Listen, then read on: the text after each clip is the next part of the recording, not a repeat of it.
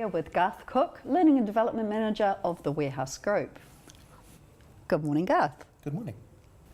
I'm the Learning and Development Manager at the Warehouse Group. Been doing that role for 4 years. Was working in learning and development for warehouse stationery for about 10 years before that. And before that, cut my teeth in progressive enterprises and learning and development there. So Garth, as L&D Manager for the Warehouse Group, what's your biggest challenge? The biggest challenge I face is making training change sustainable. It's relatively easy to create a great learning experience, but making that lead to sustained behaviour change is actually the hard part. That requires thinking about leadership, systems, processes, and to make that work, you've really got to work with the business. Why does that keep you up at night?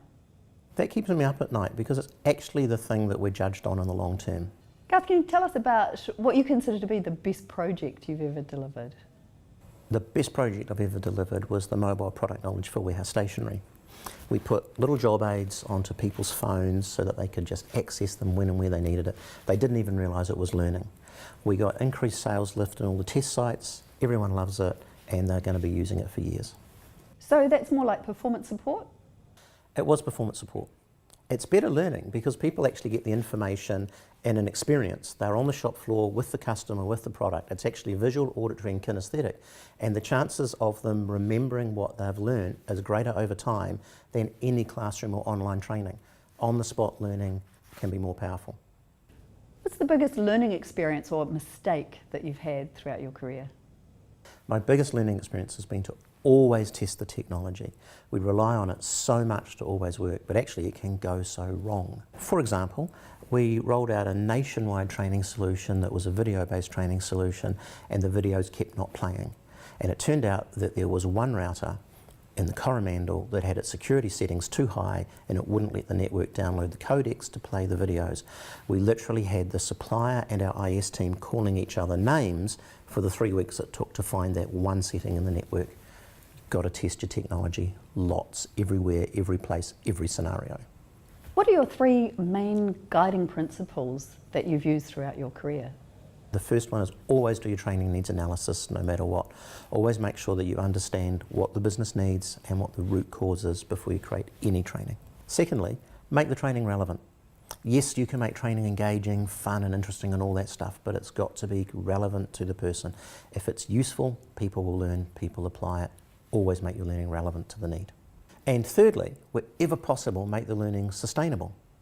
Make sure that whatever you create could be used in 5 years' time.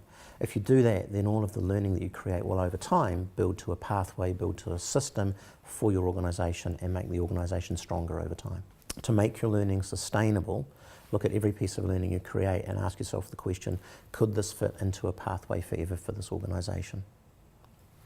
If it can, then it will. If it can't, then you have to decide, is this a one-off thing and treat it that way? Or do I need to change it so that, say, next year, someone else joining the organisation could use this learning again and again? What do you consider to be your proudest moment or your biggest achievement? My proudest moment is just the pure joy of watching my team win awards. Twice in the last year, my guys have picked up awards at NZATD events and HRINZ events. And it's just so amazing to sit back and watch them get recognised for having created learning of such quality of an effectiveness that it gets national recognition. It's just awesome.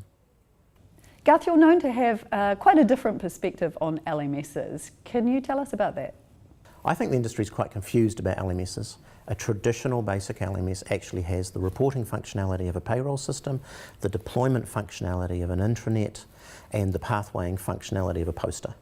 And quite frankly, you could get by with an intranet, a poster and a payroll report in a small organisation half the time.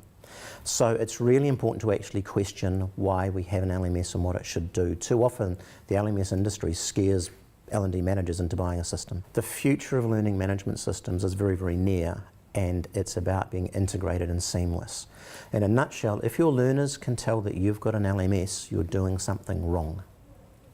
It should be completely integrated. I should be able to get told about my learning that's available or optional however I want on my device. My email should be my work email, my family email, my personal email, as I choose. Notifications can turn up on whatever social media stream I want, and then I can access the learning, activate the learning, or respond to the question however I want. LMSs of the future will be completely seamless, integrated, and invisible. The L&D manager can have all the dashboards, reporting, and information they want behind the scenes, but up front for the learner, if they know you've got an LMS, we're probably doing it wrong. And closing up, what advice would you give to other L&D managers who'd like to reach your level? The one piece of advice I would give to any aspiring L&D professional is to always be looking for the match between the business and the learner. The business has got a strategy it wants to achieve. Everyone wants to do the best they can in their job. Our job is to find the link between the two, help people be the best they can be that meets the business goals, and then you're really adding value through learning and development. Thank you, Garth, for your time and for your insights. And thank you for watching.